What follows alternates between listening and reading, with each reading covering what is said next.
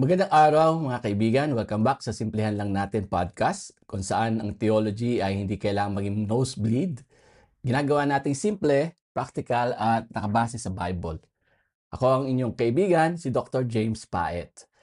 Ngayong araw, may tatalakayin tayong isang mind-boggling na eksena sa Bible. Nasa John chapter 8 ito.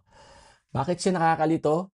Kasi sa simula ng kwento, sinabi ng Bible na marami ang naniwala kay Jesus. Yan ay nasa verse 30. Pero maya-maya lang sa same chapter, yung mga kausap ni Jesus ay nakipag-away na sa kanya. Tinawag siyang demon-possessed at gusto pa siyang batuhin at patayin. So ang tanong ng bayan, paano nangyari yon? Paano naging believer ang isang tao kung gusto niyang patayin si Jesus maya-maya? Peki ba ang faith nila o may ibang explanation? Kung nalilito ka rin, tamang-tama na pinapakinggan mo ito. Hihimayin natin ngayon yan. Una, pakinggan muna natin yung side ng mga nagsasabing hindi ligtas sa mga taong ito at tawagin natin itong fake faith view. Maraming Bible scholars at commentators ang nagsasabi na ang faith sa John chapter 8 verse 30 ay hindi sapat. Inadequate daw, hilaw. Bakit nila nasabi yan? May dalawa silang matinding ebidensya. Una, ang pattern ng inadequate faith. Sabi ng mga scholars tulad ni J. Ramsey Michaels sa Gospel of John, kapag sinabing many believed, madalas daw na hindi ito nagtatagal. Parang sa John chapter 2 at saka sa John chapter 7. Naniwala sila pero parang wala lang. So tingin nila, ganun din dito sa John chapter 8. Naniwala ko no pero hindi totoo. Dahilang number 2, ang galit ng crowd. Ito ang pinakamabigat. Basahin niyo ang verse 33 hanggang dulo. Nakipagtalo sila kay Jesus. Sa verse 48, sinabi nila, may demonyo ka. Sa verse 59 naman, dumampot na sila ng bato at para patayin siya. So anong logic ng mga scholars? Imposibleng totoong believer ang mga gustong pumatay kay Jesus. Hindi sila mga believer para sa kanila. Kaya ang conclusion nila, yung faith nila sa verse 30, peki yon, hindi yon saving faith. Mukhang tama, di ba? Pero teka lang, kung tatanggapin natin na fake faith ang meron sila, magkakaroon tayo ng malaking problema sa theology. Kasi sinabi sa verse 30, many believe in Him. Kung sasabihin natin hindi na sila ligtas, parang sinabi na rin natin nagsisinungaling si Apostle John nung sinulat niya na believe sila. Kaya dito pumapasok ang paglilinaw ng Bible. Naniniwala tayo na genuine o totoo ang faith nila sa verse 30. Paano natin i-explain ang pag-aaway? Simple lang. Ito ang dalawang ebidensya. Ebidensya number 1, ang no exemption rule. Balikan natin ang John chapter 3 verse 16. Sabi doon, whoever believes in Him shall not perish, but have everlasting life.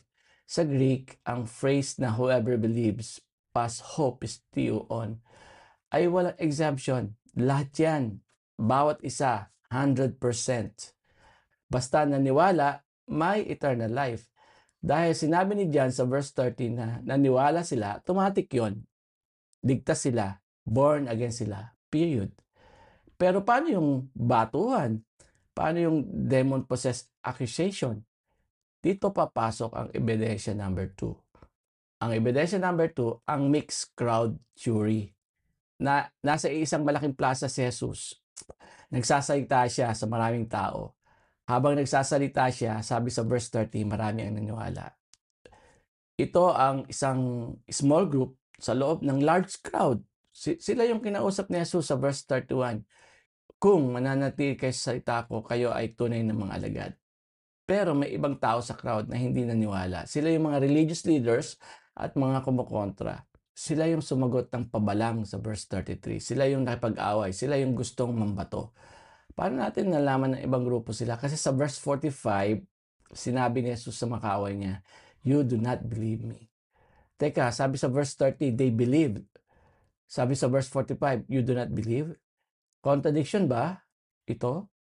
Hindi, kasi magkaibang grupo ang kausap niya. Yung mga nasa verse 30 ay ang new believer. Yung mga nasa verse 35 to 59 ay ang mga unbelieving crowd. So anong nangyari? Yung mga new believers sa verse 30, nanahimik na sila. Nakinig na lang sila. Yung mga unbelievers, ang nag-ingay at nakipag-away. Kaya hindi peke ang faith ng mga nasa verse 30. Totoo yun, ligtas sila. Ang nagwala ay yung mga hindi naniwala. So anong matututunan natin dito? Huwag tayong malito sa pagkakaiba ng believer. Sa verse 30, naging believer sila, ligtas na. Sa verse 31, pa nga, inimbitahan sila ni Jesus na maging disciple kung susunod sila sa salita. So ang kaligtasan ay libre at instant kapag naniwala ka. Ang pagiging disciple pala ay proseso ng pagsunod. Kaya wag mong isipin na peke ang faith mo dahil lang may mga araw na nahihirapan ka. Kung naniniwala ka sa pangako niya, hawak ka niya. Sana ay maging malinaw ang misteryo ng John chapter 8 para sa iyo. Muli, ang theology ay hindi kailangang maging komplikado, basta nakabase sa Bible. Simple lang yan. Kung nagustuhan mo ang episode na to, please like and share. Ako po pala si Dr. James Paet at ito ang Simplehan Lang Natin podcast. Hanggang sa muli, maraming salamat. God bless.